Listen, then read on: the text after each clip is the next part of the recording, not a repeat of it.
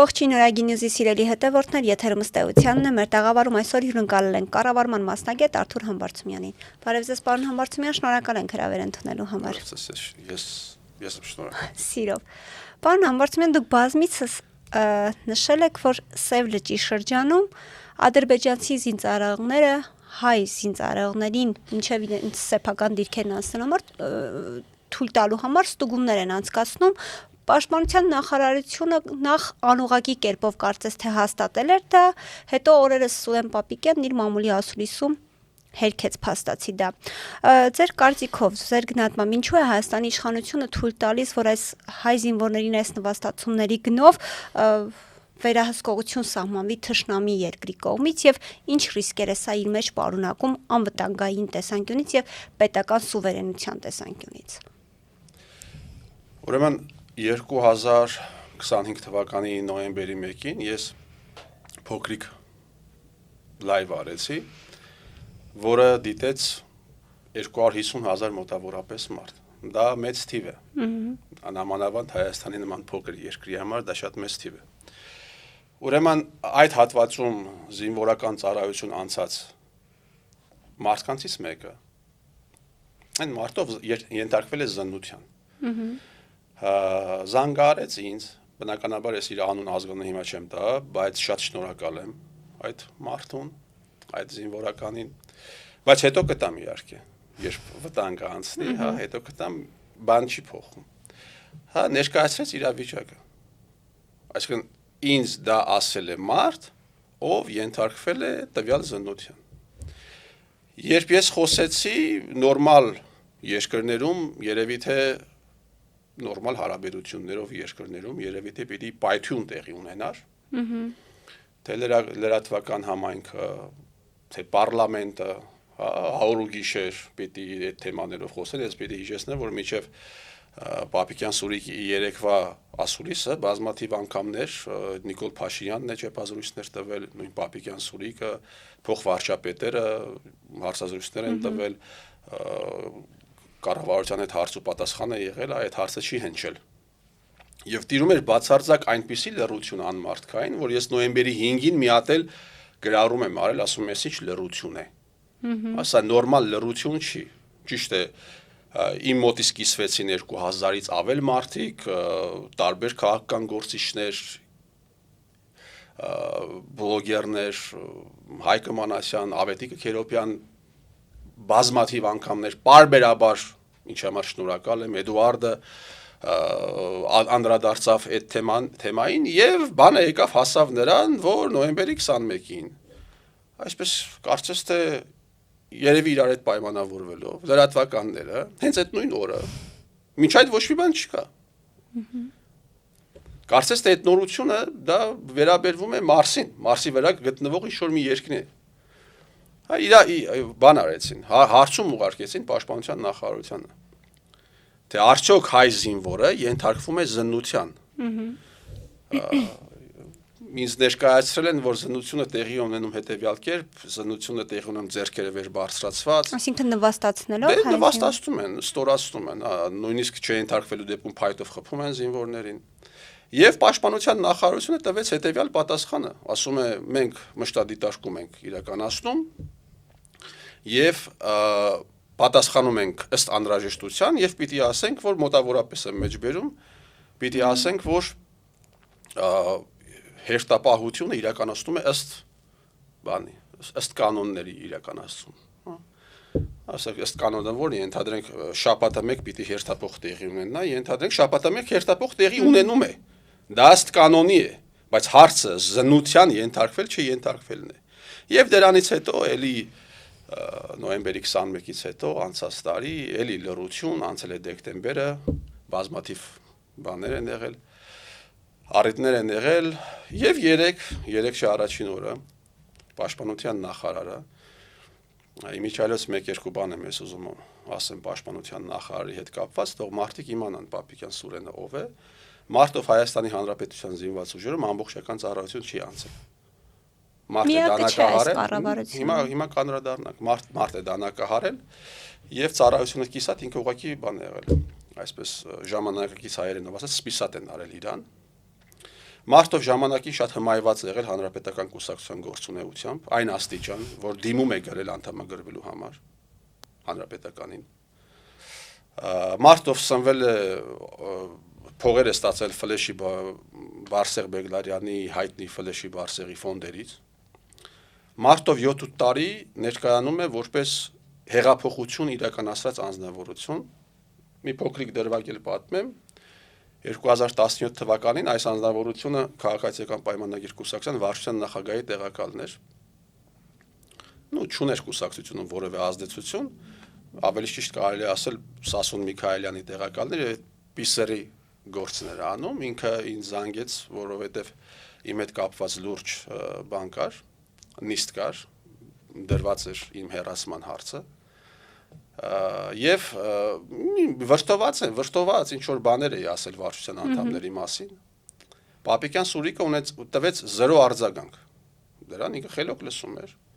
Եվ հաջորդ օրը այդ վարչության նիստի ժամանակ այն տևեց մոտավորապես 3 ժամ։ Պապիկյան Սուրիկը ոտքի կանգնեց, պատկերավոր եմ ասում, հա։ Եվ ներկայացրեց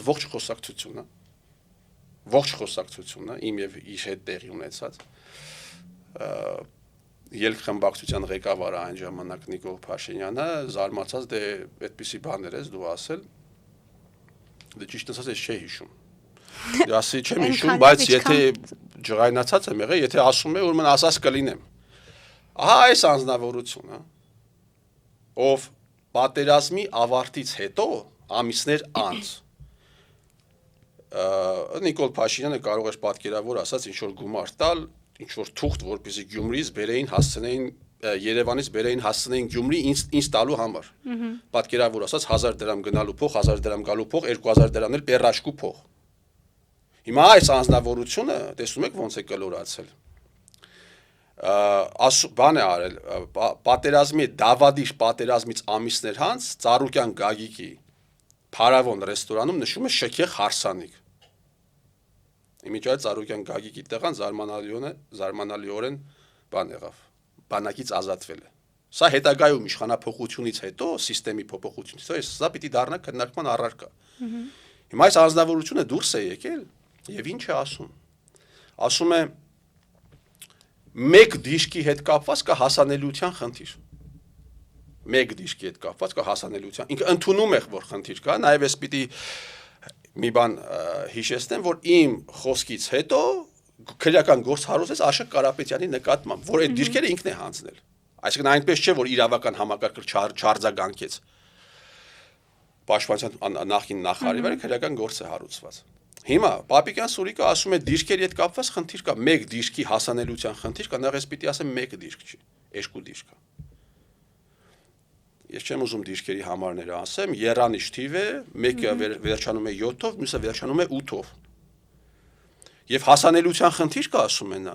Այսինքն չենք կարող մեր տարածքով գնանք հասնենք, հա, ասում է, բայց բլոկ պոստի կողքով են ասնում ադրբեջանական։ Ադրբեջանցիները չեն զննում։ Այսպիսի բան, եթե մեկը ասում է բլոկ պոստի կողքով են ասնում Ադրբեջան, սա հաստատում է, հասկանում եք։ Եթե մարդը այսպիսի բան է լուրջ դեմքով ասում, ինքը անմեղ սունակ է։ Պիտի տանել իրեն ստուգել։ Պիտի իր գործողությունները մի հատ բանը համապատասխանեցի քրեական օրենսգրքի հետ եւ հետո պիտի մի հատ էլ բուժ հաստատություն տանել, որպեսզի այս մարդուն ստուգել, հասկանալ, այս ինչ է ասում, ինչ է նշանակում բլոկ ադրբեջանցիներն ասում լավ տղեկ են կողմի նայեք, հայերն են անցնում։ Ոչ միայն հայ զինվորներն են ստուգվում այդպես, այլ նաև հացի մեքենան է օրինակ ստուգվում, հատուկ Պապիկյան Սուրիկի, Դանգեմ Սուրիկի համար, այլ նաև հացի մեքենան է ստուգվում։ Ամեն երկու շաբթի եւ ամեն ուրբաթ սա պետական գաղտնիք չի։ Սա ադրբեջանցիներն ավելի լավ գիտեն, քան թե մենք, որտեղ ստուգողներն ինքն են։ Նույնիսկ հացի մեքենան ստուգվում է։ Եվ նաև ինքը մեկ այլ բան է ասում է մենք այդ դիրքերը եթե հանձնենք, մենք եթե այդ հատվածը հանձնենք այդ դիրքը, ասում է մեզ ասելու են էլի հողատու։ Այսինքն ինքը ընդունում է, որ դա այդ տարածքը դա մեծագույն խնդիր է, մեծագույն խնդիր է իրենից ներկայացնում։ Բայց ես մի ուրիշ բան պիտի ասեմ, եթե ինքը չգիտի իր համար։ Ես կարծում եմ ինքը գիտի։ Կարծում եմ գիտի։ Իրենք չեն կարող այդտեղից զոր կհանել դուրս, հասկանում եք։ Այնտեղ կա մոտավորապես 400 զինվորական։ իրենք զորքը այդտեղից դուրս չեն կարող հանել։ Որովհետև եւ մտնելու թույլտվությունն են ադրբեջանցիները տալիս, այսինքն նկարում են դեմքերը, ուղարկում են իրենց հրամանատարային դիտարկման կենտրոն, հետո այնտեղից դրական վիզայի թույլտվության դեպքում նոր թույլ են տալիս մտնի եւ դուրս գալուց եւս նկարում են հերթափոխի ժամանակ եւ նոր թույլ են տալիս դուրս գա։ Այսինքն մինչեւ նոր հերթափոխ չմտնի, իրենք չեն թողնելու այնտեղից պատանդարության մեջ, փաստացի պատանդարության մեջ գտնվող մարդիկ դուրս գան։ Եվ խոսքի գնում 100-ավոր 400-ին մոտ զինվորականի մասին։ Այսինքն ասված մի արածցեն նոր հարձակման նոր պատերազմ։ Այդ մեր եղբայրները դա պոտենցիալ ներողություն եմ խնդրում, հա, իրերը պետք է կոչել իրավիճակներ։ Պոտենցիալ դիակներ են կամ պատանդարված։ Պոտենցիալ գերի, պոտենցիալ արդեն փաստացի պատանդարության մեջ է։ Եվ սա սարսափելի հանցագործություն է տեղի ունենում։ Իմիջիայից այս հանցագործությունը տեղի ունենում պարլամենտի ուղիղ ստուգման ներքո։ Այսինքն ինչ պիտի տեղի ունենա այսօր։ Ես որևէ կուսակցություն չեմ ներկայացնում։ Ես որևէ քաղաքական դիվիդենդ այստեղ չեմ ուզում ունենալ։ Ասեմ ավելին այն մարդը ուզում է նման հանցագործությունների մեջ քաղաքական դիվիդենդներ շահել, ինքը ամենավերջին ամորալ սրիկան է։ Բայց կան։ Հիմա հարցը հետևյալն է. ինչ կարող ենք մենք անել։ Նախ պիտի փաստվի վերջնականապես ով է ստում։ Ով է ստում, ով է խափողը։ Այն մարդիկ, ովքեր տարիներ շարունակ ասում էին, ամիսներ շարունակ ասում էին, շաբաթներով հաղթելու ենք, վերջում կանգնեցրեցին կրախի առաջ,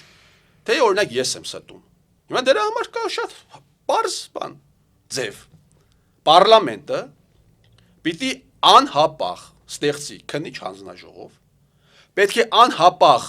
հանձնաժողով կանչվեն այն զինվորականները, ովքեր այդտեղ ծառայություն են անցել, եւ քրեական պատասխանատվության ենթարկվելու այդ բանի տակ, եթե սուտ ես խոսում, պիտի ենթարկվես քրեական պատասխանատվության։ Պիտի հարցը քննվեն։ Վերջ ուրիշ բան չկա լրագրողների ներկայությամբ։ Այլ ոչ թե փորձեն բանը ես հիշում եմ երբ Քերոպյան Ավետիկը Աղավնի Սուքիասյան հարցազրույց էր տալիս, պատկերավոր ասած Աղավնի ժողովրդական լեզվով ասած, ասեք զարմացավ ապշեց։ Թուկը բերանը չորացավ այդ աղջիկը։ Բայց բանից պարզվում է։ Այսինքն նորություն է, որ մարդը այդպես է վերաբերվում, ես հավատում եմ այդ լրագրողին։ 160-ի լավագույն լրագրողներից մեկն էր, ով այլևս այդտեղ չի աշխատում։ Բայց բանից պարզվում է, ժուրնալիստների միության նախագահն ասում է Տիգրան Աբրահամյանն, ասում է դուք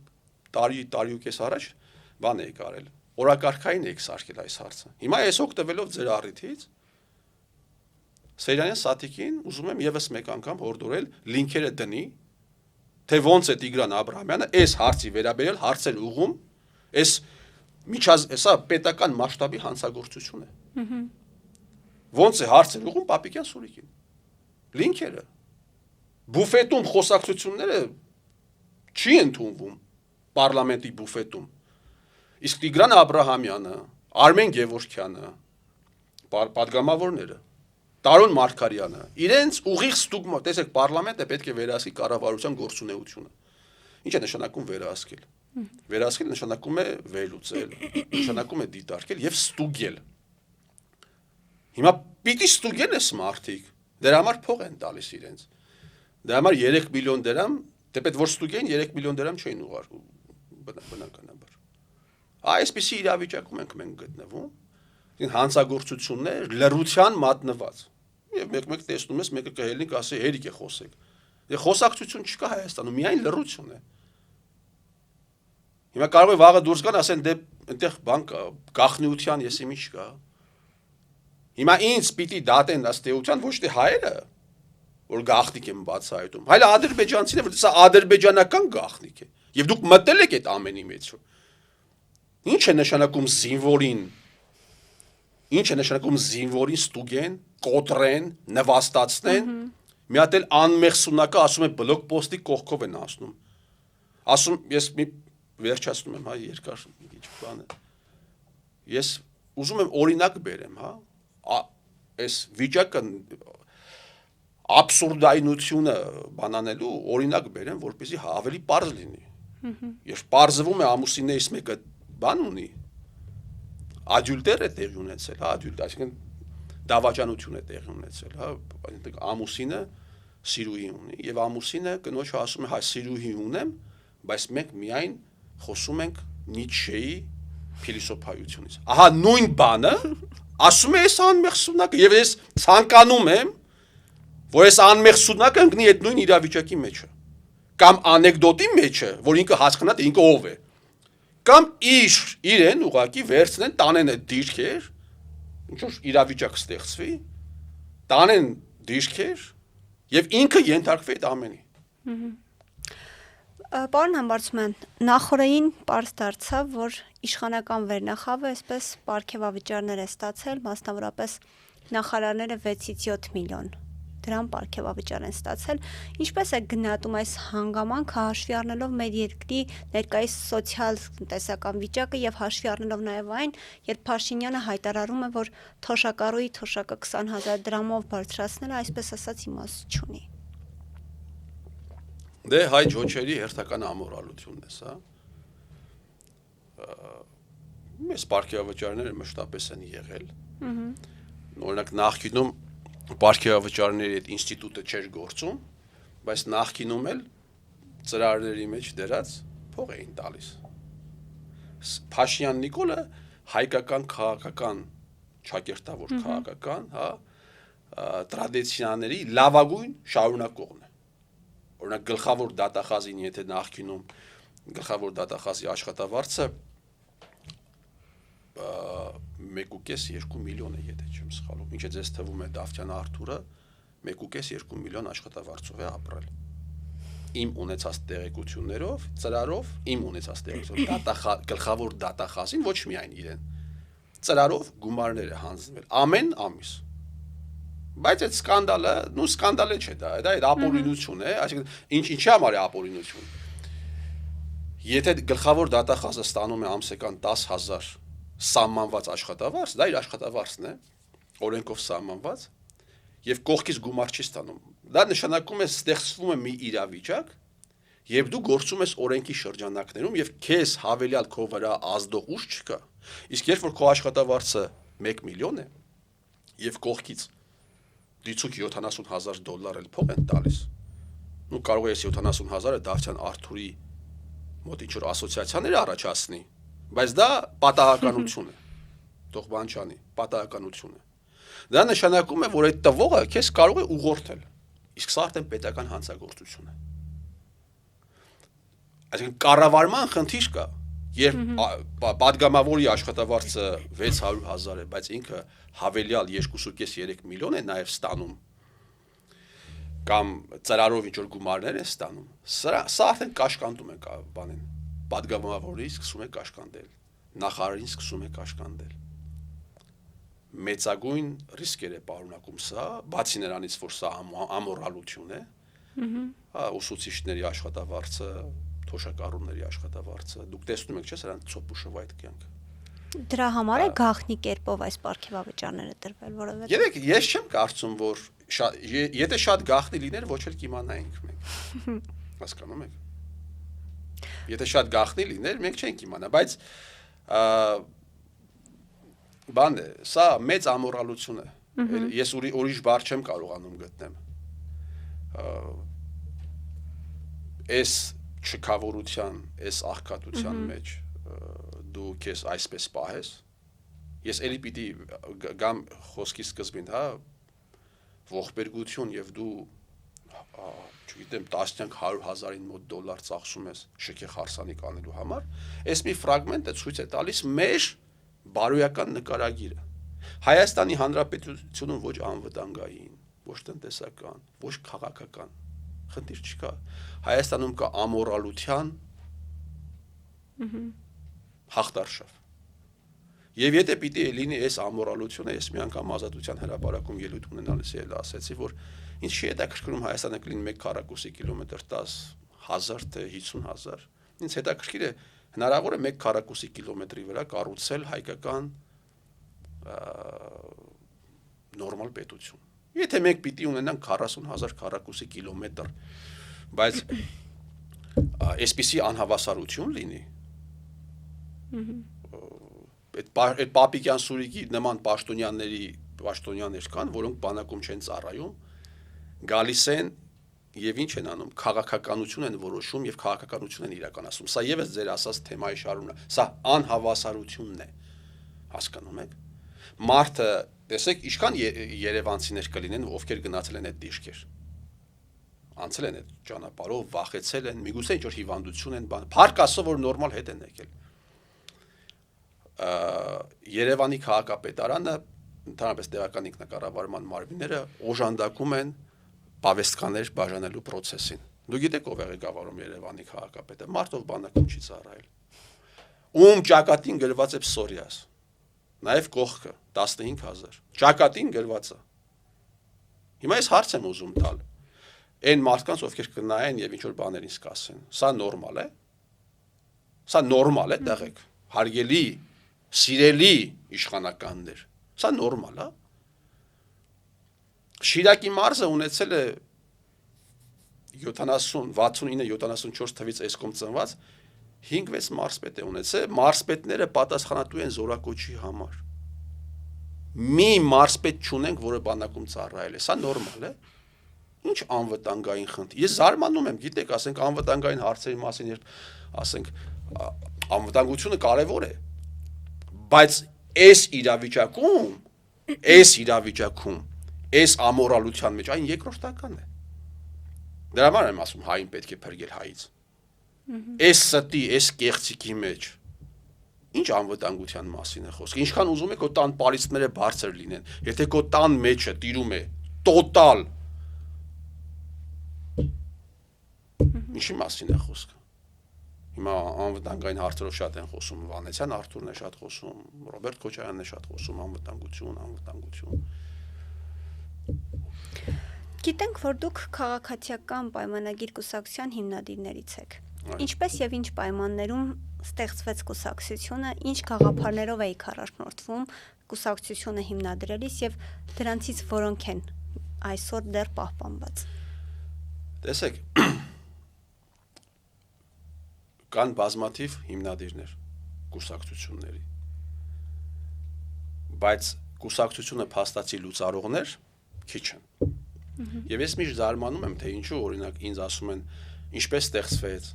բայց չեն ասում ինչպես փաստացի լուծարվեց, որոնք էին դրա պատճառները։ Ես հասկանում եմ, որ սա չի դառնում քննարկման թեմա, որովհետև ազգային անվտանգության ծառայության ենթակա, չգիտեմ, մարդիկ չեն ուզում, որ այս թեմայով խոսվի, բայց սա պատմություն է արդեն։ 14-15 թվում քաղաքացիական պայմանագիր կուսակցությունից առաջ կար քաղաքացիական պայմանագիր հանրային միավոր, որտեղ հավաքվել էին շատ մարդիկ, այդ թվում շատ պարկեշտ մարդիկ, որոնցից ոմանք իրենց դեմքը կորցրեցին, եւ նույնիսկ հիմա եթե ինձ դրսում տեսնեն կվախենան բարևել։ Օրինակ Բոշյան Արմանը, իմ լավագույն ընկերներից մեկը, ով դարձավ արտաքին հետախուզական ծառայության տնօրենի տեղակալ։ Ով շատ էր ուզում, որ ես մի խոսքով, կարգավորվի այդ ամենը եւ էլի մարդիկ։ Հավաքվել էին մարդիկ, ովքեր կարծում էին, որ Հայաստանի Հանրապետությանը անհրաժեշտ են փոփոխություններ, որ մենք վարի ենք գնում ուղակի։ Մենք ուղղակի վարի ենք գնում։ Ընդերքը կեղեքվում է։ Կարդացեք ծրագիրը։ Ընդերքը կեղեքվում է, ես հիմա էլ եմ ասում, որ կեղեքվում է։ Ընտրությունները կեղծվում են, հիմա էլ եմ ասում, որ կեղծվել է եւ կեղծվում, եւ այսպես շարունակ։ Հետագայում այդ միավորը դարձավ քաղաքացիական պայմանագիր կուսակցություն։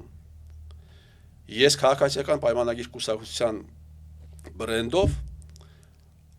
կարելի ասել առաջին քաղաքական լուրջ քաղաքական կամպանիայի պատասխանատուն եմ եղել, դա եղել է Գյումրի քաղաքապետի ընտրությունները, որտեղ Փաշյան Նիկոլը եւ իր նեղ քաղաքական շրջապատը իմ գրած բուկլետներն էին բաժանում, մենք բաժանել ենք 10000 մոտավորապես բուկլետ, որտեղ օրինակ գրված էր Գյումրի քաղաքում ապրող անօթևանների մոտավոր թիվը, եւ թե ինչպես պետք է լուծվի, եթե Համբարձումյան Արթուրը դառնար, ենթադրենք քաղաքապետ, մենք ինչպես էինք պատկերացնում լուծումը, որ լուծումը պետք է լիներ նոր շինարարության եւ ոչ թե ԲԳՎ ծրագրերի միջոցով։ Եվ 2017 թվականին նու պարլամենտական ընտրություններից հետո, երբ Փաշինյան Նիկոլը եւ իր շրջապատը ընդունեց ձևավորված նոր պարլամենտի լեգիտիմությունը, Փաշինյան Նիկոլը կռիվ էր տալիս պարլամենտի լեգիտիմության համար, պատկերացնում եք, հանրապետական կուսակցությունը տոպրակով ոչ միայն հանրապետականը, ԲՀԿ-ն տոպրակով փող էր բաժանում։ Փաշինյան Նիկոլը 2017 թվականի սեպտեմբերի 2-ին Թաթուլ Հակոբյանին ինտերվյու է տալիս, ասում է լեգիտիմ է։ Նու ինձ հետ բազմաթիվ անգամներ է ասել։ Վիճել ենք այդ թեմայով։ Բա ինչ եք ուզում լեգիտիմ պարլամենտ է էսը։ Արադ Միրզոյանը, Ալեն Սիմոնյանը 17 թվականի հուլիսին տալիս են ինտերվյու բանին Պետրոս Ղազարյանին, կենտրոնում էր աշխատում, պարլամենտը լեգիտիմ է։ Դե ո՞նց է լեգիտիմ։ Ինչու են իրենք ընդունում պարլամենտի լեգիտիմությունը, որովհետև այդ պարլամենտը Նիկոլ Փաշինյանին ընտրեց վարչապետ։ Կոնֆլիկտ կառաջանար։ Եվ վերջին մեր խնդիրներից մեկը նրանում էր, որ դրանից հետո կուսակցությունը փաստացի լուծարվեց։ Ախուրյանում պիտի տեղի ունենային գյուղապետի ընտրություններ, եւ Փաշինյան Նիկոլը որոշել էր, որ ՔՊ-ի տեղամասային ձայները, այդ տեղամասային պետք է հանձնել մեկին, ով իր հերթին պետք է հանձնել հանրապետական կուսակցությանը։ Եվ ես դա պարզեցի, ուղղակի թույլ չտվեցի։ Եվ դրանից հետո Փաշինյան Նիկոլը ցանկացավ ինձ կուսակցությունից հեռացնել 17 թիվ։ Նիկոլը դեռ վարչապետ չի, բայց ինքը գիտի, որ արդեն պիտի վարչապետ դառնա։ Հիմա շատերն ասում են Արտուր Համբարձումյանի եւ Նիկոլի բաները, իրանք իրենց արշինով են չափում, կոնֆլիկտը պաշտոնի կռիվ է եղել։ 17 թիվ պաշտոնի ոչ մի չկար։ Եվ այդ կոնֆլիկտի վերաբերյալ ես 17 թվականի դեկտեմբերին Նազելի Բաղդասարյանին, ով այն ժամանակ Ցայք հեռուստաընկերության լրագրող էր, ընդարձակ ինտերվյու եմ տվել։ Ընդարձակ ամեն ինչ ներկայացրել եմ։ Նիկոլ Փաշինյան ցանկացավ իսկ կուսակցությունից հեռացնել, այնքան աբսուրդ էր իր մեղադրանքը, որ նույնիսկ Արադ Միրզոյանն էր դեմ, որ իսկ կուսակցությունից հեռացնեն։ Ինքը իմ դեմ էր աշխատում ընդհանուր, բայց կուսակցությունից որ այդ հիմքով հեռացնեին, դա ինքը հասկանում էր աբսուրդ է։ Ո՞րն էր այդ։ Չկարողացա։ Նույն իբրև թե հիմքը հետեւյալներ, իբրև թե Ախուրյանում տեղի ունեցող դեպքերի վերաբերյալ ես հրապարակային հայտարարություններ եմ արել, որը չի համապատասխանում իրականությանը։ Որ Նիկոլ Փաշինյանը չի ցանկացել տեղերը հանձնել հանրապետական կուսակցությանը, ես ներկայացրեցի հիմքերը ամբողջապես վարչության նիստին այդ օրն մասնակցում էր Աղազարյան, Հովիկը, հիմա արգիտ կլինի կարող եք հարցնել, Ալենն էր մասնակցում, Ավինյան Տիգրանը, ինձ հեռացնելու օգտին քվեարկեցին Փաշինյան Նիկոլ, Արայիկ Հարությունյանը, Լենան Ազարյանը եւ Վահագն Հովակիմյանը, մնացածը դեմ էին։ Բայց դեմ լինելով էլի ինձ դեմ էին իրենք։ Ուղղակի հասկանում էին, որ այստեղ խնդիրը, այո, դե չհեռացվեցի, բայց արդեն մեծ անջրպետ առաջացավ եւ իրենք ինչ արեցին։ Քանի որ ես շարունակեցի բան անել, նկատողություն տվեցին, անկապ, այդ նկատողությունը իմ պատին կախված է, կարող եք Facebook-յան։ Եվ իրենք ինչ արեցին։ Իրենք լուծարեցին տարածքային բոլոր կազմակերպությունները, իսկ տարածքային կազմակերպության պատասխանատուն եմ եղել, նախագահն եմ եղել։ Եվ լուծարվեց քաղաքական խորհուրդը։ Ինչ եմ ասում, լուծարվել է քաղաքացիական պայմանագիր կուսակցությունը ըստ էության։ Կուսակցությունը պիտի օրենսդրական պահանջը 30% մարզերում պիտի կազմակերպված այդ կառույցներից պիտի ունենա։ Այսինքն քաղաքական գլխավոր մարմինն էլ քաղաքական խորհուրդն էր։ Այսինքն 18 թվականին, երբ Փաշինյան Նիկոլը դարձավ ոչ միայն վարչապետ, դարձավ կուռքը երկրի, հա։ Այդ պահին քաղաքացիական պայմանագիր կուսակցությունը եղել է փաստացի լուծարված։ Հիմա վերջերս որ պարում էին, չէ, մի բան եղավ, քաղաքական ժողով էին ասում։ Քաղաքական ժողով այդ ժամանակ չկար, կար քաղաքական խորհուրդ։ Քաղաքական ժողով, հետո իրենք նոր կանոնադրություն ընդունեցին, քաղաքական խորհրդի փոխարեն քաղաքական ժողով բան արեցին։ Այսպես, այսինքն մնացել էր գրանցված միայն ռեգիստրում էր մնացել քաղաքացիական պայմանագիրը։ Ես շատ անգամներ այն ժամանակ լրագրողները, երբ իրենց հետ բան էին անում, հարց պատասխան, ասում էի, տվեք այս հարցը։ Իսկ ինչ հանգամանքներում դուք արդեն որոշեցիք հեռանալ։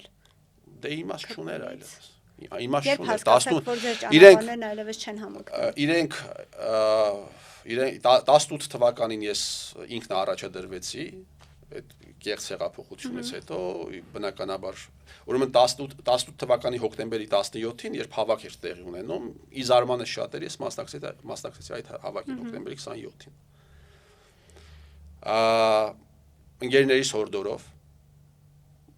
ընկերներիս հորդորով կուսակցության ներսում շատ մարդիկ կային ովքեր շատ էին ցանկանում որպեսզի հարաբերությունները վերականգնվի եւ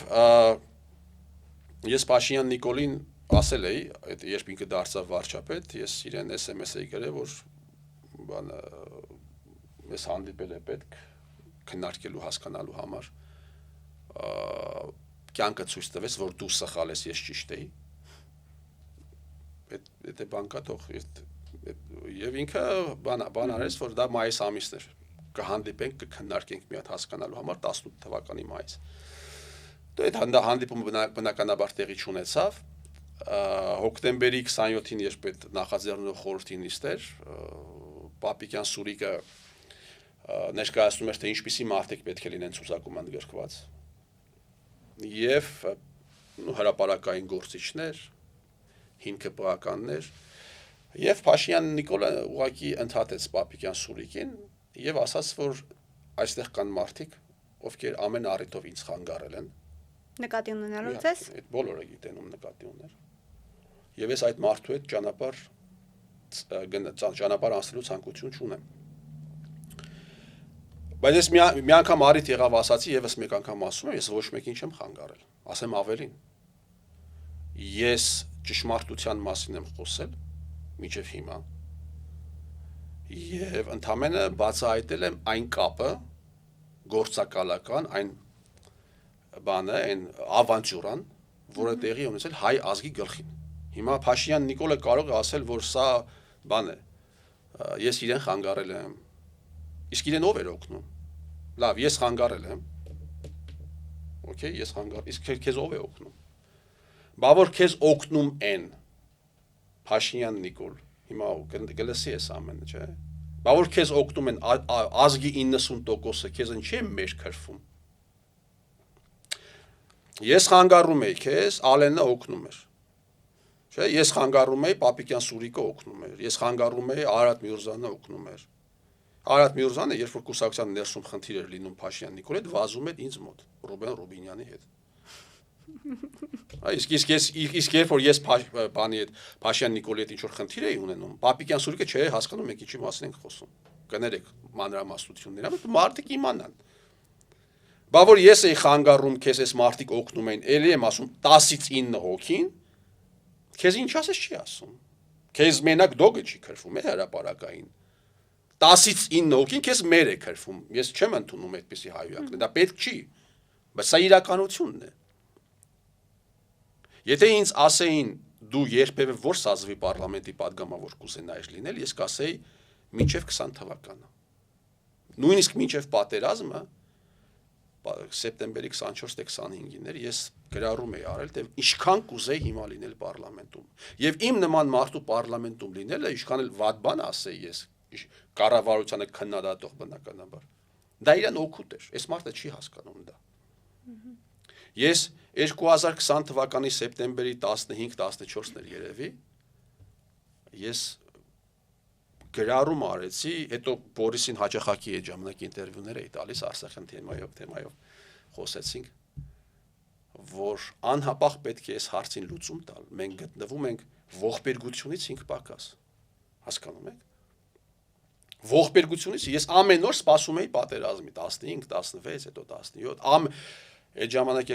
ինչ էր նշանակում հարցին լուծում տալը, մարդիկ 11-ից 19 թվականին 50,000 զինվոր են բանակից ազատել տվել եւ խաղում էին ոչ մի թիզական։ Սա եւս անմեղսունակության դրսեւորում է։ Դու չես կարող այդպիսի քաղաքականություն վարես խաղաս ոչ մի թիզական։ Այդ պահին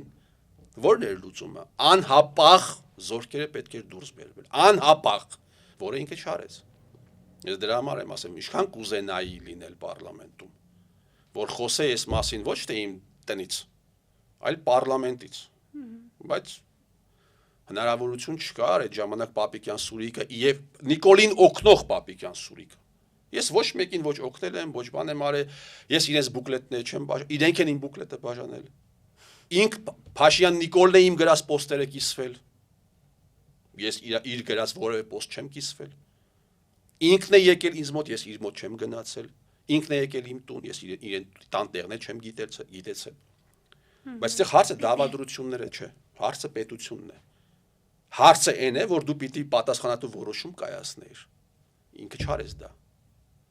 Եվ ինչ տեղի ունեցավ սեպտեմբերի 24-25-ին Իլհամ Ալիևը իլուր աշխարհի հայտարարեց, որ ես սրա հետ այլևս բանակցելու չունեմ, ոչ մի ցանկություն չունեմ, որ ինքը սկզբից ժամանակ է խնդրել, որպեսզի գնա հարցի լուծման, որպեսզի Հայաստանի Հանրապետությունում նաև իրականացնի ինչ-որ ռեպրեսիաներ, այսպես կոչված կլանի նկատմամբ Արցախյան, եւ ինչ որ X-պայի ասել է, ես չեմ կարող։ Ու էլի պիտի ասեմ, այս հայտարարությունը էլի գանք պարլամենտին, չարժանացավ արժանի արձագանքի պարլամենտի կողմից, որևէ արձագանքի արժանի։ Վերջերս նաև Ադրբեջանի արտաքին գործոս նախարարն էր բավական ընդարձակ ինտերվյու տվեց ադրբեջանական ալիքին եւ ինչ ասաց նույն բանը մոտավորապես սկզբից ժամանակ է խնդրել Փաշինյան Նիկոլը ասել է ես կգնամ լուծման լուծում նշանակում է հողերը հանձնել ժողովուրդ ջան այն հողերը այն քաղաքներ շրջանները որը հայերը բան էին անում թալանում էին ես Կուբատույում եմ ծառայել ես ու գիտեմ դեռ ինչ էր կատարվում հետո երկրի ղեկավարը գնացել ասել է եթե ես գնամ լուսման ինձ կսպանեն երկրում այսինքն որպեսզի իրեն չսպանեն տեսեք ինչ սա միջազգային մասշտաբի հանցագործություն է որպեսզի ինչ չսպանեն մցրեց հրահրեց պատերազմը Արցախը Հայաստանը եւ վերջով Շուշի հետ իր կեղտոտ բարով բայց եթե իմ նման մարդիկ պարլամենտում լինեին հիմա գոնե լինեին Նիկոլը կարողանա ասել որ ասել է որ Արցախը Հայաստանը եւ վերջ պիտի ասել որ ինքը ասում է ես սխալվել եմ ես պիտի գնայի լուծման բայց դե կներեք հիմա եթե սխալ ես արել եւ քո սխալի հետևանքով ոչ թե բաժակն է կոտրվել քո սխալի հետևանքով ճակատագրեր են խեղվել եւ այդ սխալը ենթադրում է պատասխանատվություն իմիջիայլոց ոչ միայն այստեղ խոսքի գնում իր մասին դուք հիշում եք եւ պարլամենտում ինքը առաջին օրը սեպտեմբերի 27-ին ասաց մենք կարող ենք կանգնեցնել պատերազմը բայց պիտի հողերը զիջենք ու ինչ էին ասում ոչ պակաս տահակ падգամավորները միայն առաջ հիշում եք չէ հիմա մի հատ բան կա հատուկ դեսպան կա նախկինն է չգիտեմ ինչ Այդ ասողներից մեկը ինքն էր մենք պիտի գնանք առաջ ընդդիմադիրներն ասում էին Նայրա Զորաբյաններով Էդմոն Մարոկյանը բացեք նայեք Հիմա ասում են ես ինչ արեցիր եւ դա Փաշինյան Նիկոլը ասում էր որպեսզի հիմա ինքը ասի բայց ես այն ժամանակ ասացի в принципе կարող ենք դուք չհամաձայնվեցիք Արարատ Միրզոյան ասում էր սա մեր գլխավոր հրամանատարն է չշշկրվեք հիշում եք Հիմա այնպես են բանանում Արցախը ներկայացնում ադրբեջանական ենք չեն հասկանում որ իրենք որ ներկայացնում են Արցախը ադրբեջանական իրենք իրենց դագաղի վերջին մեխերն են խփում որովհետեւ եթե Արցախը ադրբեջանական է եղել Պրիզիվեն չէ ուղարկի Ադրբեջան։ Լավ։ Ինքը նախկին նախագահներին մեղադրեց դրա Շատ լավ, նախկին Մոռանալով որ իր որդին էլ է ծառայել հենց։ Իմիջիայլոց երբ իր որդին գնում էր Արցախ, Ադրբեջանից ոչ մի արձագանք չեղավ։ Տեսես ինչու։ Դա արդեն այդ պայմանավորվածության շրջանակներում էր։ Ոչ մի արձագանք չի եղել Ադրբեջանից։ Լավ, նախկին նախագահներն արել են։ Նախկին նախագահները ենթադրենք դու քո տեղը պատասխան տուր։ Ասում է իրենք ուղարկել են, բայց դու ասում ես հեղափոխություն, նախկին նախագահները հանցագործեն։ Հիմա կարող է վաղը մյուսօր կանգնի ասել դե գիտեք ինչ կա, նախկին նախագահները գլխավոր դատախազին այսքան ծրարով փող էին տալիս, ես էլ ծրարով չեն տալիս, այսպես բանով եմ տալիս։ Բա ուր մնաց քո հեղափոխությունը, կեղծ Փաշինյան Նիկոլ։ Չի եղել կներեք այս հեղափոխության մասով ասեմ, չի եղել աշխարհի վրա ոչ մի պետություն, որտեղ ռեժիմի գործակալը դուրս գա հեղափոխություն անի այն ռեժիմի դեմ, որին ինքը ծառայել է։ Արարատ Միրզոյանը, որի այս Արարատ Միրզոյանը հեղափոխություն է արել նախկին հանցավոր ռեժիմի դեմ։ Դա են ուզում մեզ ասեն։ Ու երբ որ լրագրողին ասում է սիրելիս, դու ոչ թե Փաշինյան Նիկոլի հետ երբ խոսում ես խոսա նրա մասին, թե արդյոք ինքը գործակալ շակալն է, որ ինքն էլ շատ գեղեցիկ ձևով կարող ասի ոչ։ Դուք ստում եք։ Որ այդ բանն էլ ասում են ինչու, որպեսզի հետագայում ասեն մենք էլ ենք այս թեմաների մասին խոսել։ Հիմա ասում են, չէ, այս թեման օրակարգային հարց ենք սարքել վաղտին, դուք չեք իմացել։ Հիմա կասեն գործակալների թեման էլ ենք մենք իրեն տվել։ Չէ, դու այդ հարցը պիտի չտաս, հարգելի Ռիփսիմե, դու պիտի ասես ինչպես է ստացվել պարոն Փաշինյան, որ ազգային անվտանգության ծառայության գործակալին նշանակել ես քեզ տեղակալ։ Այդ հարցը պիտի տաս, որը չեք տալիս 5 տարի։ Իսկ ինչու չեք տալիս։ Այս ամենը հասկանալու համար 7 դիպլոմ պիտի չունենաս։ Թեպետ մարդիկ կան 7 դիպլոմ ունեն, իրենք էլ չեն հասկանում։ Օրինակ Արթուր Խաչիկյանն 7 դիպլոմ ունի։ Ինքը այս թեմայի մասին չի խոսում։ Ու որևէ մեկ առանձին մարդիկ են խոսում, որոնց այսպես եթե շարունակես վաղը միսօր կասեն գիժ է։ Գիժ է խոսում է դե իրար հետ։ Բոլորին Փաշինյան Նիկոլա եկեղեցականներին հանես գործակալ, բոլորին։ Չեն ասում ընկեր, քո հրշակած ռեժիմի գործակալին քեզ հիմա արտաքին գործոս նախարարես նշ։ Էս ինչ հաշիվ է։ Բայց ես վստահ եմ, որ թեպետ հիմա արդեն ասում են, վաղը մյուսօր որ իրավիճակ փոխվեց, դաշնակները անպայման կասեն մենք այս հարցով մենք այս Արթուրն էր Խաչատրյան վերջերս պոստեր գրել, Բորիսը հետաքրքրվել էր, բարձրացրեք, ասում եմ մի անգամ ենք բարձրացրել։ Խնդրեմ թող ցույց տա։ Բուֆետից եւ զուգարանից ենքոն որտեղ է բարձրացրել։ Պարոն Համբարձումյան։ Այսինքն մենք կնենք ինչ խոսում ենք։ Մենք գալիս հանգում ենք էլի անբարոյականությանը։ Տեսեք բանկը վերցնենք բանկը, հա, ինչ դուք ավանդ եք գցում բանկում, որովհետեւ վստահում եք բանկին, բանկի ֆինանսական ցուցանիշներին եւ նաեւ որոշակի վստահություն ունենք բանկի ղեկավարությանը։ Եթե բարձվում է, որ բանկի ղեկավարությունը ավարտված պատդոնակ է, դուք ձեր ավանդը հանում եք։ Զեղծարարություններ անում եւ այլն եւ այլն։ Հիմա Հայաստանի Հանրապետությունն է մի կազմակերպություն է, որը ղեկավարում են այս տիպի մարդիկ։ Իմիջայց եթե հանկարծ Նիկոլ Փաշինյանին սպանեն, դա կլինի մեծ ողբերգություն հայ ազգի համար։ Գիտեք ինչու։ Որտեղ ինչ եղել է, կասեն ինքն է արել։ Սաղ ասում են ինքն է արել։ Էս էլ ինքը արեց, այն էլ ինքը արեց։ Էս մեկն էլ ինքը արեց, բա որ մենք ասում ենք։ Ու ամենաառաջին ասողներն եք ովքեր կլինեն։ Իր շրջապատը։ Ալեն Սիմոնյանը կլինի, Արադ Միրզոյանը կլինի։ Եվ այսպես Պապիկյան Սուրիկը կլինի։ Դա ասում է կառավարությունը ես եմ Նիկոլ Փաշինյանը։ Հետևաբար Տեսեք, կառավարությունը ինքն է, որոշումները ինքն է կայացնում, մի քիչ կոպիտ է հնչում, որոշումները ինքն է կայացնում, բայց պետությունը ինքը չի։ Այլ որ ասում են պարլամենտն եմ ես, թեպետ ինքը ոչ կառավարությունն է, ոչ պարլամենտն է, ոչ դատական իշխան, բայց ինքը ուզում է այդպես երևալ։ Վերջերս մի փոքրիկ օրինակ բերեմ, վերջերս Արման Բաբաջանյանը հայտնի։ Էլի ինքն էլ Ավինյան Տիգրանի նման էլի բանակում երկար ու ձիգ տարիներ ծառայել է։ Իմիջայից Ավինյան Բաբաջանյան Արմանը, երբ սրանք եկան իշխանության, գնում էր բան։ Մարդկուցը շարում են, որպեսզի Բաբաջանյանը ելույթ ունենա։ 16 թվականին գունդ էին շարում, որպեսզի Նիկոլը ելույթ ունենա։ Այդ հարցը ուղղվել է Սեյրան Օհանյանին, 160-ի լրագրողը զանգեց, ասաց Համբարձումյան Արթուրը այսպեսի բան է գրել, եղել է, ասա եղել է։ Բա ո՞նց եք թույլ տվել։ Դուք պատկերացնում եք Նավալնիի դեմը ինչ որ մոտո հրաձակային գունդ շարեին Ռյազանի։ Այդպես բան կարող էր լինել, կամ Յաշինի դեմը, բայց մեր մոտ եղել է։ Ասում եմ ո՞նց է եղել, դե ասում է հայրենասիրական ելույթ պիտի ունենար, համես տեղյակ չեմ դիմեք Լևոն Մնացականյանին, դա Լևոնն չի արել։ Ես վստահ եմ, որ դա արել Դավիթ Տոնոյանը։ Բայց ոչ առանց թույլտվության։ Բաբաջանյան Արմանը նեն էլ Մարկոսների դեմ էր ելույթ ունենում, հայրենասիրություն էր բացատրում։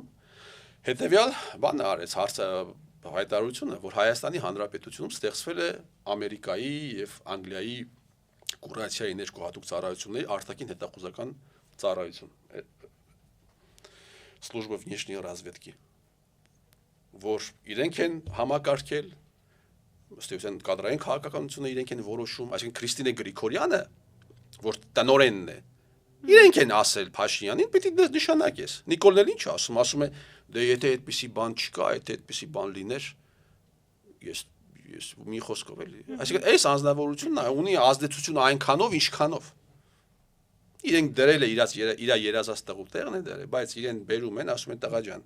սա կստորագրես, սա կանես այսպես, սա կանես այնպես։ Այսօր հայոց կաթողիկոսին, վաղ հայոց դիվանապետին կասես Փաշազադեն է։ Ես մեղավորություն կամ դու չես ասի, ընդդիմադիրները կասեն։ Ընդդիմադիրները կասեն, ինչը կաթոլիկներին արդարացնեն։ Ուրեմն շատ է ինֆորմացիան, երբ որ Ցոլակյան Ֆելիքսին նշանակում էին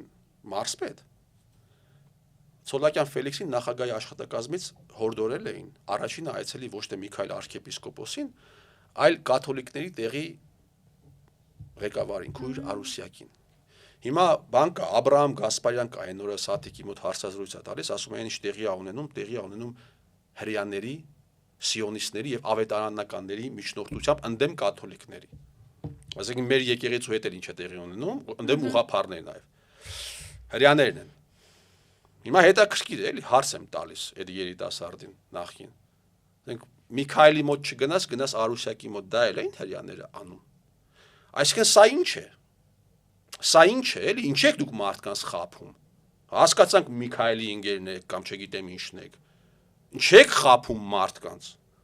Ինչ եք թշնամի սարքում, անտեղի։ Ուկրաինայում տեղի ունեցողը ռուս պրավոսլավ ռուսական եկեղեցու, Ուկրաինայում որ տեղի էր ունենում, դա էլ են ավետարանականները իրականացնում։ Սա կարող է անել այսպիսի հայտարարություններ կարող է ասել միայն բացարձակ տգետը կամ գործակալը։ Հայաստանի Հանրապետությունը գտնվում է այդ ակումբների ուղիղ ենթակայության տակ։ Փաշինյան Նիկոլը 2018 թվականի հունվարի վերջ գնում է Հռոմ։ Երբ որ падգամավոր էր։ Իջնում է Հռոմի օդանավակայան իրեն չեն ձերբակալում, բայց հետո ինչ-որ ցիրկ են սարքում բանից, հյուրանոցից։ Իբրև թե մարտի դեպքերի հետ կապված եղել է միջազգային հետախուզման մեջ եւ այդ հետախուզումը Իտալիայում չի հանվել։ Եղբայր եթե չի հանվել հետախուզումը Իտալիայում, բանում օդանավակայանում ինչու չէին ձերբակալում քեզ։ Էս ինչ ֆռիկ է։ Իմիջիայլոց ես երկու հարց ուղղեցի Միքայելին, մեկը իր ֆինանսավորման հետ կապված, մյուսը հանդիպման հետ կապված, իր եւ Նիկոլի հանդիպման հետ կապված մարտին 18 թվականի փետրվարին, հունվարին։ Ինքը ինձ խոստացավ հարցերին պատասխանել։ Մեկին պատասխանեց, ընդունեց որ բան է արել, ֆինանսավորել է։ Այդ որ հիմա ասում են Միշիկը ֆինանսավորում էր։ Թող իմանան, այդ ոնց է եղել, որ այդ իրենց ասած Միշիկը ընդունել է։ Իմիջիայլոց ես միշտ կարծել եմ, որ ես այն ժամանակ եթե գիտենայի այդ բանը ընդունումը, հա, պիտի նման կեղտոտ քաղաքական մանիպուլյացիաների առարկա դառնա, ոչ էլ կուզենայի մտնել այդ թեմայի մեջ։ Ես կարծում եմ եւ նաեւ կարծում եմ, որ ճշմարտությունը պիտի իմանանք անկախ նրանից, դա օգուտ է մեծ վնաս է ինչ է, հա, պիտի իմանանք, հասկանանք ինչի մեջ ենք։ Դա պետք է եւ իրենց եւ ժողովրդին բոլորին է պետք։ Բայց լռության մատնվեց, հետո սկսեցին օգտագործել։ Վերջերս падգամավորներն էին խոսում Հայաստան Դաշինքի։ Բա ինչու եք լուր։ Դե ջենտլմենական պայմանավորվածություն ունենք, Ագնեսան ասում է։ Բա ջենտլմենական պայմանավորվածություն ունեք Նիկոլի հետ, ինչի՞ չեք բերում ձեր ջենտլմեն։ Նիկոլը, ասենք, ինչ եք Նիկոլին առավոտից երեկո հայոյում։ Իրենք էլ վերցրեք ջենտլմենական պայման։ Դա մի խոսքով։ Եվ այդ հարցից մեկը Հռոմում հանդիպան հետ կապված ինքը խոստացավ պատասխանել, բայց չպատասխանեց։ Բայց չպատասխանը արդեն պատասխան է։ Հասկանում եք։ Եվ ամեն ինչ անել հանդիպում է Հռոմի պապի հետ, կարդինալների հետ, ինքը ոչ միայն այլ իր ընկերուհին, երեխաների մայրը, ասենք բա ինչու չի հանդիպում ավետարանականների հետ, այդպես ակտիվ, հրաբինների հետ ինչու չի հանդիպում այդպես ակտիվ, ինչու ռաբիները իրեն բարձր աստիճաններ չեն տալիս, չէ, Հռոմը տալիս է, այդ որ արժեքների համար, ոչ միայն իրեն, բանին է տալիս, Արմեն Սարգսյանին է տալիս, Սերժ Սարգսյանին է տալիս, Ինչ որ բան արել են, չէ՞ որ տալիս է։ Ինչի դիմաց է տալիս։ Ու հետո կանգնել ասել, որ եկեղեցու հետ տեղի ունեցողը Փաշազադեն, հասկացանք։ Գիտեք, մեկ տպավորությունն է, որ եթե թուրքերը չլինեն ադրբեջանցի, այս հայերը պիտի ստեղծեին, որ ինչ որ մենք անենք, ասենք իրանք են։ Տեղեք։ Աշխարհ մեռնել կա, ձեզպես մարդիկ չեն մեռնելու։ Այդպիսի մարդիկ, եթե չեն ապաշխարում, իրենք սատկելու են։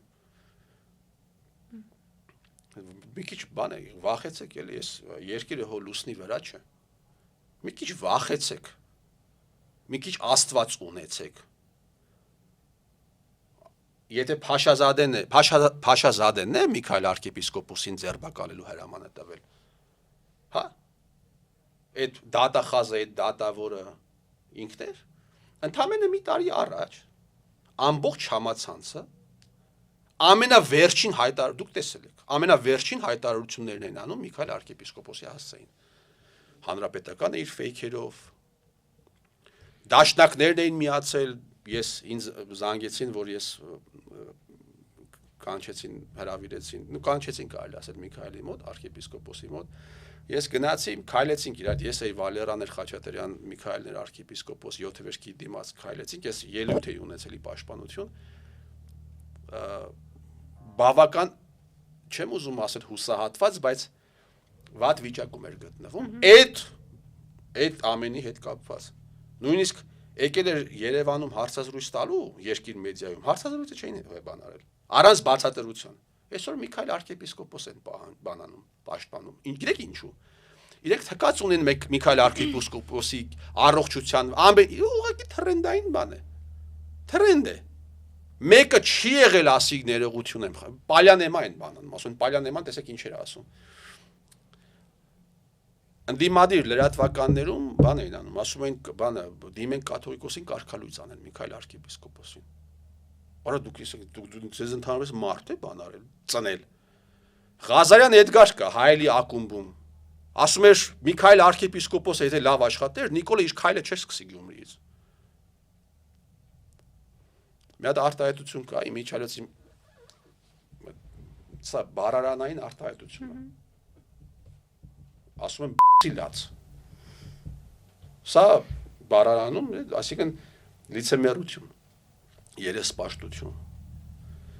ոչ անկեղծություն։ Հիմա Միքայել arczepiskopos-ի համար ընդդիմությունը բոզի լաց է դրել։ Արցախի համար ընդդիմությունը լաց է դրել։ Բա որ Արցախը այդքան սիրում եք, ինչու չեք ծառայում զինված ուժերում։ 10-ից 7-ը ծառայած չի։ Ոչ միայն սրանք ծառայած չեն, դուք էլ 10-ից 7-ը ծառայած չեք։ Պարոն Համբարձումյան, ինչպես է տեղի ունեցել ձեր եւ Նիկոլ Փաշինյանի ծանոթությունը։ Այդ ժամանակ ինչպիսի քաղաքական ու մարդկային պատկերացում ունեիք իր մասին։ Ծանոթությունը տեղի է ունեցել 2012 թվականին։ 12 կամ 11։ Ծանոթությունը տեղի ունեցել իմ նախաձեռնությամբ։ Կազմակերպեց Սիմիդյան Հակոբ։ Ում վերաբերյալ էլի ես Սիմիդյան Հակոբի հետ կապված շատ ճիշտ է հակասություններ որոշակի եղել են, բայց լավ կարծիք եմ ունեցել։ Հիմա շփվում եք իր հետ կամ քպական ձեր նախկին գործընկերներից որևէ մեկի հետ։ Ոչ, չեմ շփվում, անհնար է իրանց հետ շփվելը, անհնար ուղղակի այնպիսի իրավիճակ է, որ այն ժամանակ ասում էին թիվ 1-ի հետ խնդիր ունի, հիմա որ գրում են, չէ, թիվ 1, չէ, այդ թիվ 1-ը, այդ թիվ 1-ի հետ ես էլի եմ ասում, ես իմ որևէ բանի մեջ չի եղել կառույց, շահադիտական որևէ բան չի եղել։ Թիվ 1-ի հետ խնդիր, դե կարիերայի համար պետք էր որ բանան ինձ հետ չշփվեն։ Բայց կյանքը ցույց տվեց, որ այնուամենայնիվ այն մարդիկ, ովքեր դառը ճշմարտությունների մասին են խոսում, մի քիչ հակառակ են գտնում, այդպիսի մարդիկ ավելի շատ օգուտ են տալիս։ Իմիջիայլս վաղը մյուս օրը եթե ես դառնամ իշխանություն, բացառված չէ, որ ես էլ ընտրեմ ոչ թե իմ նմաններին,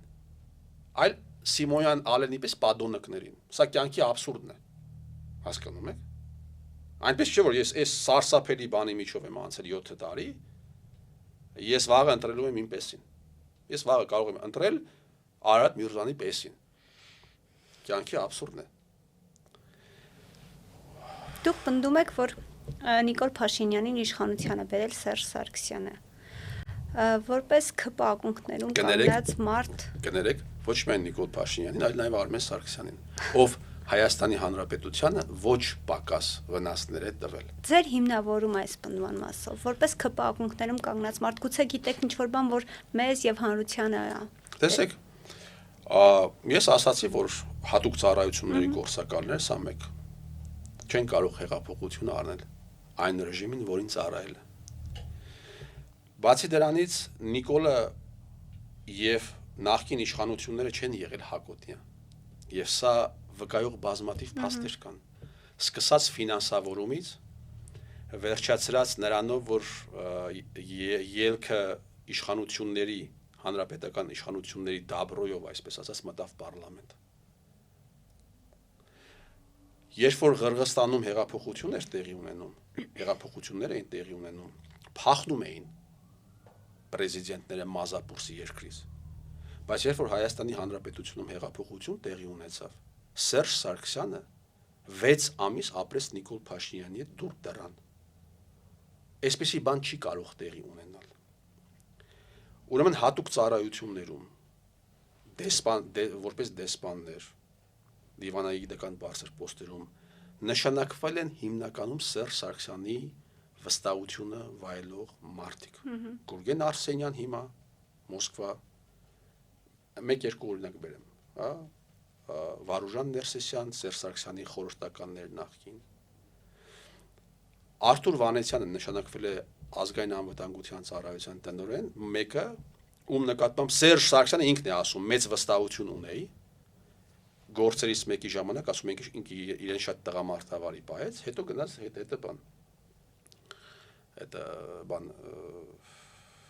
դաշինք կազմելով մասնակցեց ընտրություններին։ Այսինքն փաստարկները եւ փաստերը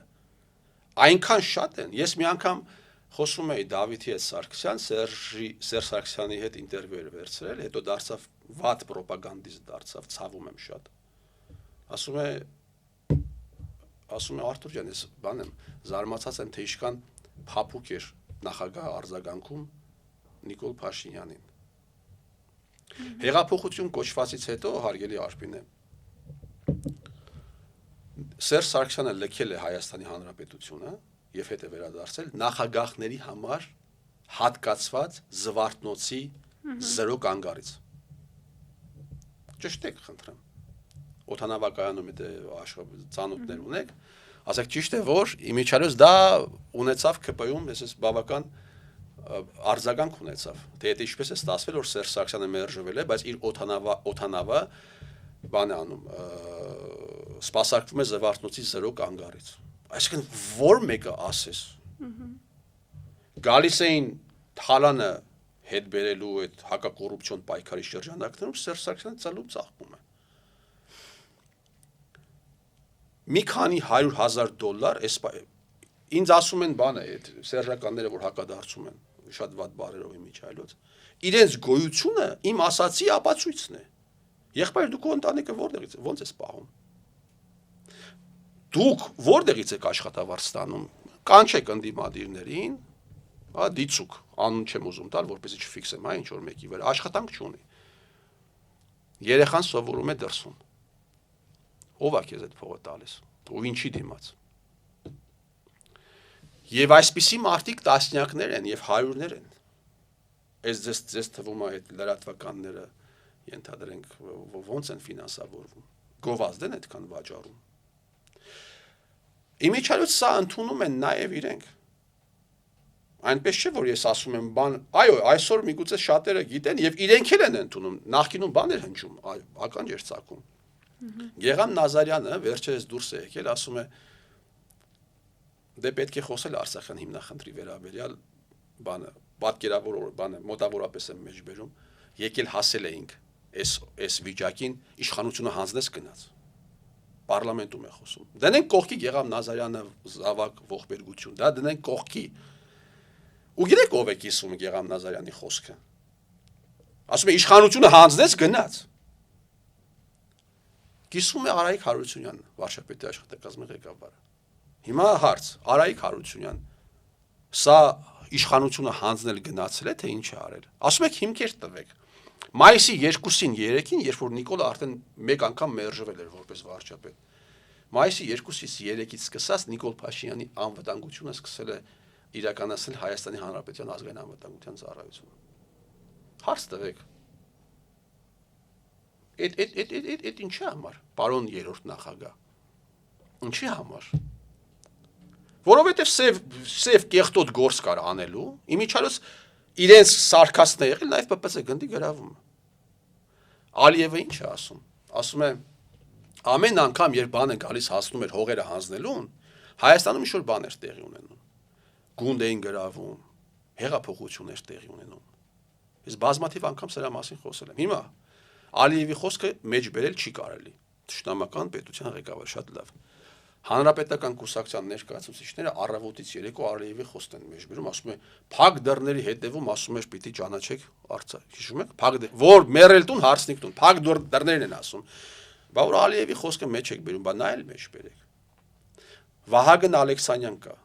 ասում են ԲՀԿ-ական ակտիվիստ է եղել։ Վահագը ոնց է, լսել է այս ամենը, ոնց է մեջ բերում Ալիևին։ Ասում է Ալիևը ասում էր երբ գործը գալիս հասնում էր հողերը հանձնելու, Հայաստանի Հանրապետություն տերորիստական ինչ-որ բաներ էին տեղի ունենում, ճիշտ է ասում այդ մասը, բայց որ հեղափոխությունն էլ է ասել, դա չի ասում։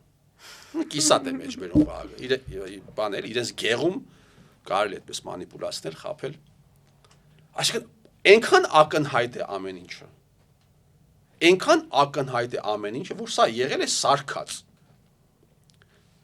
Զվարթնոց օդանավակայանի աշխատողները բան էին անում, միտինգ էին անում։ Սա երկի վարի տվեցին, բա ուր մնացին այդ աշխատողները։ Ասում է Միքայել Մինասյանի մտերիմներից մեկը ինձ ասում է հրահանգ էր տրված երթուղայինների վարորդներին, որ ձեր դեմը հենց կփակեն, կանջատեք շարժիչը, գիչնեք եւ դուրը կփակեք, որպեսզի առաջանա պրոբկա, ոսկեղենիկ հայերենով ասած։ Այդ ով էր տվել այդ հրահանգը։ Նիկոլը Աղազարյան Հովիկն էր տվել այդ հրահանգը։ Ինքան բան է էլի։ Դավիթ Սանասարյանը բան է անում։ Քննիչ հանձնաժողովի բանի ժամանակ ասում եք, իսկ կարող է այնուամենայնիվ այսպես հեշտ տեղի ունեցավ փոփոխությունը, իշխանափոխությունը, որովհետև Արցախի հարցով բաներ կային, Նիկոլին է ասում։ Կարող է ժողովրդական լեզվով ասած գցեցին ջեբը։ Դե ասում է Նիկոլը, հա, ես էլ եմ մտածում։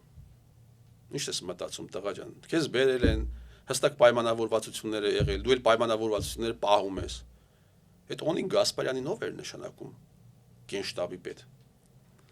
Հարց։ Ամենավստահելի մարդկանցից մեկն է եղել Սերժ Սարգսյանը, ով էր նշանակում։ Ովքեր իրար հետ կապ են ունեցել, նույնիսկ պատերազմի ժամանակ։ Այդ հեղափոխությունը եղավ, այդ քո վատ հանցագործ ռեժիմի բաներից, հա, վստահելիներից մեկին բերեցիր կշպետ նշանակեցիր, հա, ուր է Օնին Գասպարյանը, որևէ մեկը հարց չի տալիս, կարծես այդպիսի մարդ չի եղել։ Ես կարող եմ առանց չափազանցնելու եմ ասում, ես կարող եմ ժամերով խոսել սրանց դավադրության եւ փաստարկներ բերել, թե ինչպես է, ես վստահ եմ օրերից մի օր դա կմտնի դատարան։ 2020 թվականի այդ ո՞նց էր լինում Նիկոլ Փաշինյանը բանը գնդի առաջ ելույթ էր ունենում։ Ով էր տվել այդ հրամանը։ Ես զինված ուժերում ծառայել եմ, ես կարող եմ գնդի առաջ ելույթ ունենալ, ըստ ձեզ։ Բան է, աբսուրդ է։ 2020 թվականի հոկտեմբերի ուրեմն հոկտեմբերի 15-ին եւ 16-ին Նիկոլ Փաշինյանը եւ Սերժ Սարգսյանը զուգահեռաբար սկսում են խոսել անջատում հանուն փրկության թեզից։ Իմիջիայլոց Արմեն Աշոտյանը երբ ինձ ասաց նախագահը պիտի բանանի հարցազրույցա տալու Արտուր ջան, ինչ հարց ես ուզում տամ, փոխանցենք, էս է, հարցից մեկը սա է եղել։ Էս ինչ զուգադիպություն էր։ Իրար հետ մեկը Տուսկիներ նամակ ուղում, մեկը լիբերասիոնին հարցազրույց էր տալիս, նույն թեզերով։ Այդ ով է տվել այդ թեզը ձեզ։ Երկուսիդ իրար հետ։ Գեորգի Կուտոյանը նշանակվել է ազգային անվտանգության ծառայության։ Ամենագլխավոր բանը ասում, հա։ Իմիջիայլոց սա էլ են տվել ուղղել Աշոտյանին, որ փոխանցի, ոչ նա է տվել, ոչ նա։ Գեորգի Կուտոյանը բանակում չծառայած մեկը։ Մարտով չի զբաղեցրել ոչ բարձրագույն խմբի պաշտոն եւ ոչ գլխավոր խմբի պաշտոն ազգային անվտանգության ծառայությունում։ Նշանակվում է ԱԱՑ տնօրեն։ Ու տեղի ունենում մինի հանցագործություն 2016 թվականին։ Այնտեղ մի հատ падգամավոր կար Նիկոլ Փաշյան անուն ազգանունով։ Ռադիոն միացնում էր ինքներ, լվասկի մեքենան միացնում էր ինքներ։ Դե քանի ելույթ է ունեցել Գեորգի Կուտոյանի այս ապօրինության վերաբերյալ 0 ելույթ։ Երբ որ Վանեցյան Արթուրին նշանակում էր տնօրեն Նիկոլ Փաշինյանը, գիտեք ինչ ասեց ԱԱԾ սպաներին։ Ասում է շնորհակալություն եմ հայտնում Գեորգի Կուտոյանին վերջին փողոցային շարժման ժամանակ հնարավորինս անելու համար։ Շնորհակալ եմ պարոն Համբարձումյան անչափ հետաքրքիր զրույցի համար։ Վստահ եմ մենք դեռ շատ զրույցներ կունենանք հետագայում։ Ես եմ շնորհակալ։ Իմ հյուրն էր կառավարման մասնագետ Արթուր Համբարձումյանը։ Կհանդիպենք։